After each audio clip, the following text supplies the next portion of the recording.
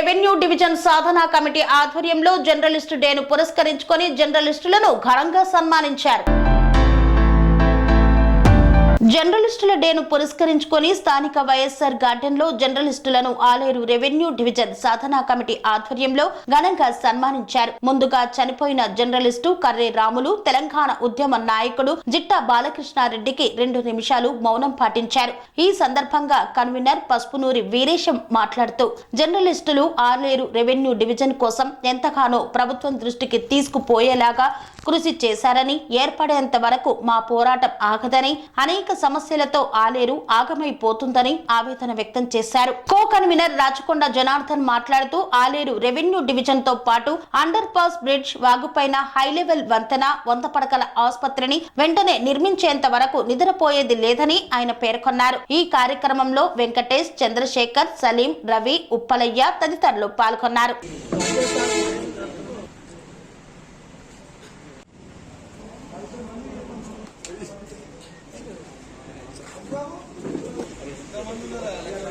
అన్నా చూడు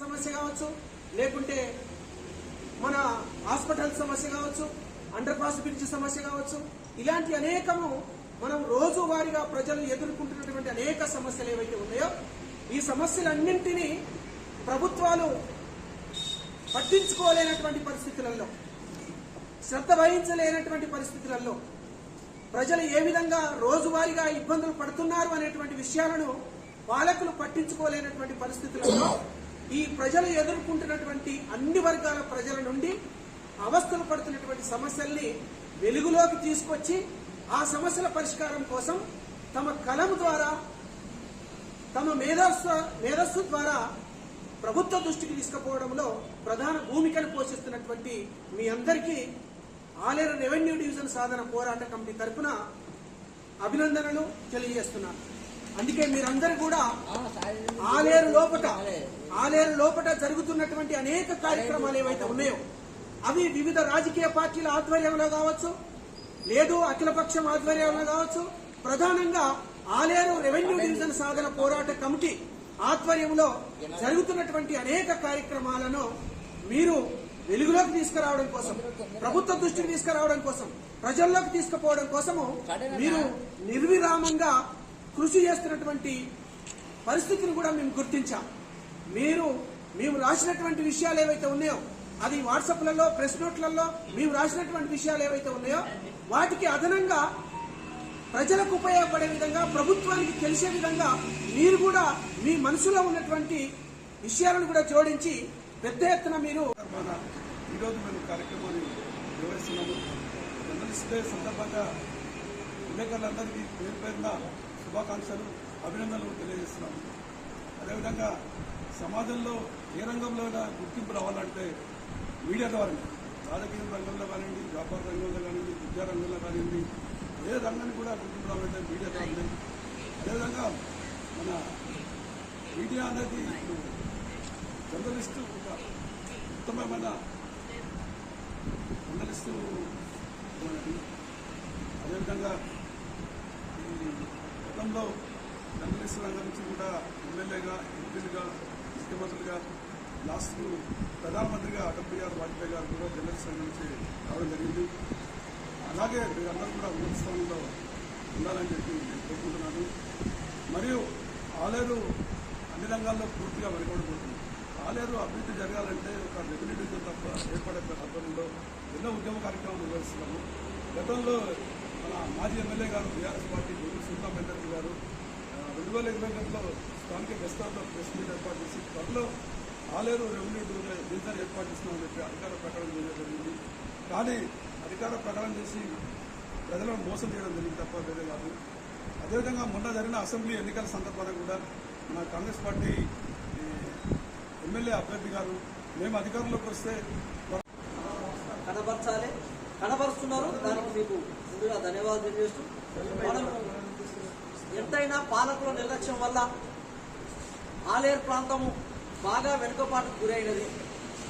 మనకు వనరులు, నీటి వనరులు లేకపోవడము, అదేవిధంగా ఈ మన ఆలేరు ప్రాంతానికి రహదారులు అనుసంధానం కాకపోవడం, దీనివల్ల వ్యాపార రంగంలో బాగా వెనుకబాటు, విద్యారంగంలో మనకు భువనగిరి, జనగాం పక్కనే రెవెన్యూ డివిజన్లు ఉండడం వల్ల మనకు విద్యారంగంలో కూడా ప్రభుత్వం సరైన సందర్భాల్లో సహకరించకపోవడం వల్ల విద్యారంగము, వైద్య రంగము, అదేవిధంగా నీటి వనరులు లేకపోయినప్పుడు ప్రభుత్వంలో ఏదైనా ఇండస్ట్రియల్ పార్కులను ఏర్పాటు చేసి పారిశ్రామిక రంగాన్ని అభివృద్ధి చేయాల్సిన అవసరం ఉంది.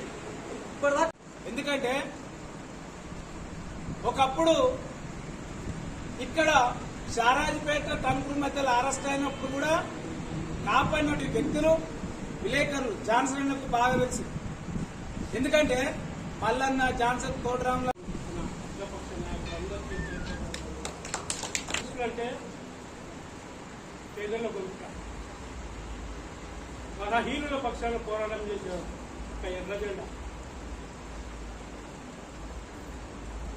ఎవరైతే బలహీనులు ఉంటారో వాళ్ళకి అన్యాయం జరిగితే వాళ్ళ మీద ఉంటాము.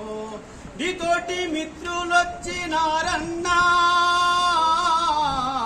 నీతోటి మిత్రులొచ్చినారన్నా, నువ్వు లేక ఏడున్నవో చెప్పవే మాయన్నా.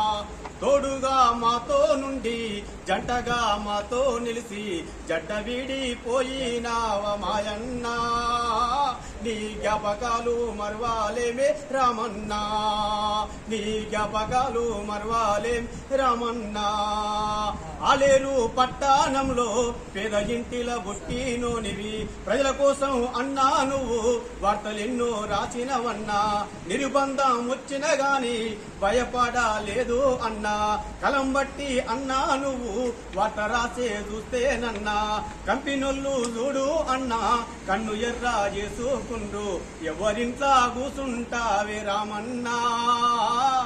స్వామి బోధానంద గోసేవ ఆశ్రమం, సైథాపూర్.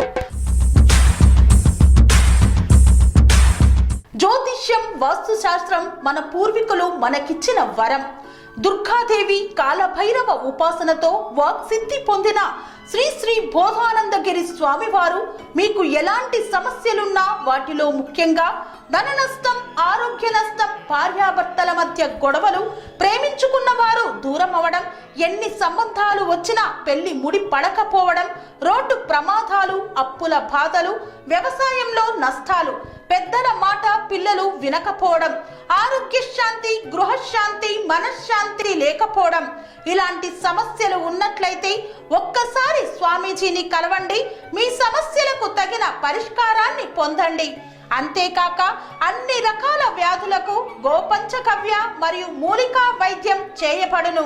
నమ్మకంతో రండి, ఆయురారోగ్యాలతో వర్ధిల్లండి. మా అడ్రస్ స్వామి బోధానంద గోసేవ ఆశ్రమం, సైథాపూర్, వీరభద్రస్వామి గుడి దగ్గర, యాదగిరిగుట్ట. సంప్రదించవలసిన నెంబర్ 9849213754 మరియు 9618034138.